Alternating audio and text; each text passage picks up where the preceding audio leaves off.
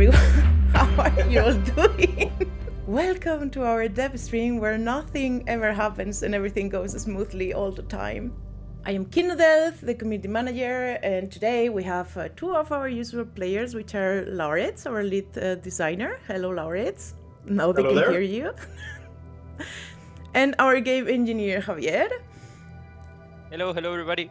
But we also have a very special guest, which is the Spoony. He's a player that has been with us since the closed beta test.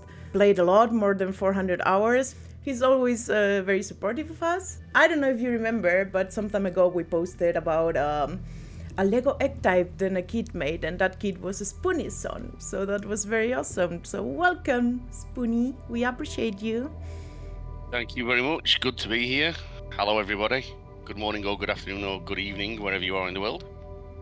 I wonder actually, Spoony, are you and your teammates part of the people that prefer playing frigate always, or do you actually enjoy playing the destroyer?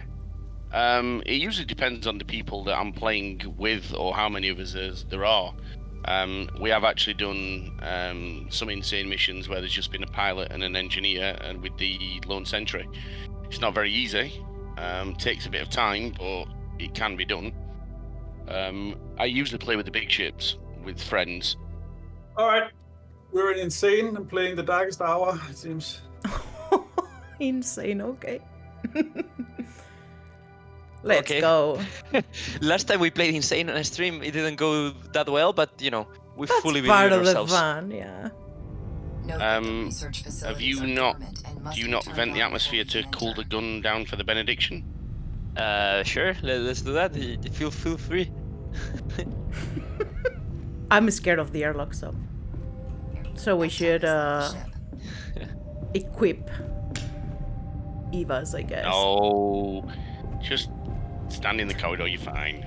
Just relax. We added the advanced life support system, which allows you to cool the ship manually because we were afraid of venting the ship. I think that was one of the biggest questions that people said a while back anyway, that why can't we just upgrade a gun instead of always using, more tier crates and stuff when you can't find them? Can we not just upgrade? Or build a tier 2 crate, like 8 alloy for what tier 1, 16 for a tier 2, and so on. Well, So the module upgrade, of course, allows you then to take your upgrades further. The system update that you can find, and then we're looking into the. You can't see it, but under the hood, the fabricator has received a sort of a data structure update, which will also allow it to be responsive to perk choices. And then the idea was that some of the perk choices would give you the ability to fabricate better stuff right out of the gate. But it's just that from the beginning of the game, it's nice that you feel the power progression in terms of what you're able to do.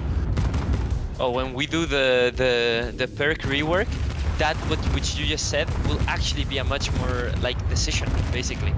It will not be like, oh, I'm a pilot, I have that. It will be like, I actually invested points into that. Nice. So you're giving away all the secrets for the next patch already? That one we've talked a lot. No, that's not the next patch. But we've talked a lot about how we want to rework perks into you having a limited amount of points that you can spend in all classes the way you want. And yeah, that's something we want to do. So probably dual specs and so on. I do think that the insane that you had on the version before you changed it was a little harder. I can also tell you, Spoony, that we looked at the completion rates for the current Insane and found them to be too high for the word to make sense. So. Oh, okay. Yeah, we are looking at making Insane again. Insane in the membrane. Insane in the brain. So, Spoony. Yes. You can ask us some of the questions you told me this morning you had. My favourite actually is the wormholes, black holes that you're going to be doing. How is that going to be implemented or affect the game? Right. So the astral map got a little bit of an overhaul, where the the first version, the one that you've seen up until now, was actually reflecting the way the different sectors that you're jumping between were laid out in the solar system. While that was cool, it also didn't really provide you with any meaningful oversight because you were just jumping between locations in the solar system. But Yes. it didn't really have any relation to where you were going. So we did this thing where we are laying them out sequentially from left to right.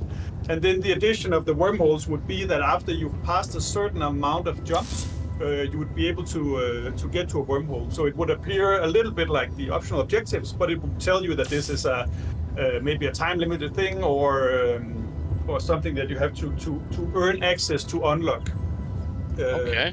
So originally the idea for the data shards that go into the astral map was always that they would be like navigation data, and then we ended up doing a lot of different things with them because it makes sense.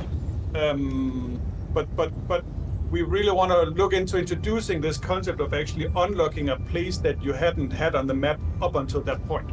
And Okay. The data shard would then potentially be the thing that goes, okay, this is the jump coordinates for a wormhole. You put it in, the wormhole appears on the map, and then you can jump to the wormhole. And by doing that, you're actually traveling to what is then a boss encounter, or at least something as intense as the interdiction. So it's an opt-in challenge, which is going to be very difficult. So you might want to save it for when your run is going well, or when you're at least a few objectives in and have managed to get that far without getting the ship totally hammered. And then inside you would have a boss fight akin to what we just went through. So something that uses stages and requires that element of cooperation to take the thing apart and bring it down. Really leaning into invulnerability and armor plates and the necessity of peeling parts of it, destroying other parts, and yes, also having reinforcements come in. But like we're looking at all of the classics for how to design a good boss encounter and seeing if we can actually challenge a 4-player crew of incompetence to take that down. 4-player crew. Okay, so the next question regarding that then would be, have you thought about extending the player count in a game? So we have and we have not. We obviously talk about it internally also, but the moment we are balancing for bigger numbers, we're also taking on basically the responsibility of making the game function for that many players. Yes. So we're keeping it to 2 to 4 crews for the co-op experience, and then the solo players, they get a little bit of separate balancing love, both with the censorship, but also actually the spawn rules are quite different when you're playing it solo. There's stuff that simply cannot happen if you're playing as the solo player. Right, okay. That's good to know. Because I do know that people have said, that they like bigger ships or, more crewable ships with more players and stuff, because I would say about 7 or 8 of my good friends actually play this. And they said, it'd be good if we could all get on one ship. Which I said, yeah, then that comes down to if the game can handle it. So it unofficially, I guess it can, going by what the modding community are doing, but Yeah. the game at all times assumes that there's no more than 4 players. So warrant you voided if you manage to somehow end up 5 players in a session. All right, okay. That's good to know. Will there be different designs of ships? I mean, apart from the 2 we already have now, I don't mean Yes. layouts, I mean designs. Yeah. The ships, the way this is set up is that they are modular. We don't have a 3rd ship planned, so it's not in sight at the moment, but we know that we want to do more ships. There's one thing that people have been saying in the community, and I've had quite a few conversations with different people. Who are the good guys? We are in the next patch also expanding on the lore for those who are into that. So it means that you'll be able to find lore shards that you can bring back to the astral map and insert them, and which will then unlock otherwise hidden entries in the codex. And that should shine a light on what's actually going on, both in terms of sort of the history of the universe, but also where Mets and the organization fits in the entire thing.